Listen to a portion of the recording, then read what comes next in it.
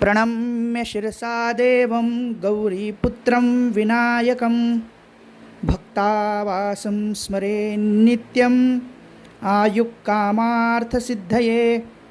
प्रथमं वक्रतुण्डं च एकदन्तं द्वितीयकं तृतीयं कृष्णपिङ्गाक्षं गजवक्त्रं चतुर्थकं लम्बोदरं पञ्च षष्ठं विकटमेव च सप्तमं विघ्नराजेन्द्रं धूम्रवर्णं तथाष्टमं नवमं भालचन्द्रं च दशमं तु विनायकम् एकादशं गणपतिं द्वादशं तु गजाननः द्वादशैतानि नामानि त्रिसन्दैः पठेन्नरः न च विघ्नभयं तस्य सर्वसिद्धिकरप्रभु।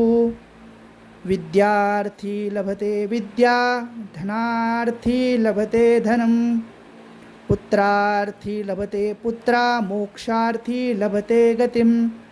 जपेत् गणपतिस्तोत्रं षड्भिर्मासेत् फलं लभेत् संवत्सरेण सिद्धिं च लभते नात्र संशयः।